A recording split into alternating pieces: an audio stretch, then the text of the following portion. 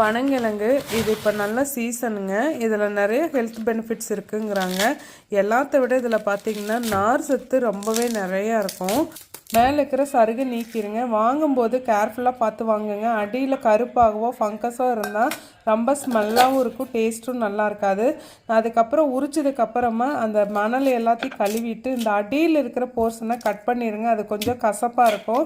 அதுக்கப்புறம் இந்த துண்டுகள் கொஞ்சம் ஹார்டாக இருக்கும். கொஞ்சம் கேர்ஃபுல்லாக கட் பண்ணிவிட்டு குக்கரில் தண்ணி சேர்த்திட்டு மூழ்கிற அளவுக்கு நிறையாவே நான் கல்லுப்பு போடுவேன். அப்புறம் ஒரு ஸ்பூன் மிளகாய்த்தூள், அதுக்கப்புறம் அரை டீஸ்பூன் அளவுக்கு மஞ்சத்தூள் போட்டு ஒரு 6-7 விசிலுக்கு மேலே விட்டாலும் அது கரைஞ்சி போகாதுங்க.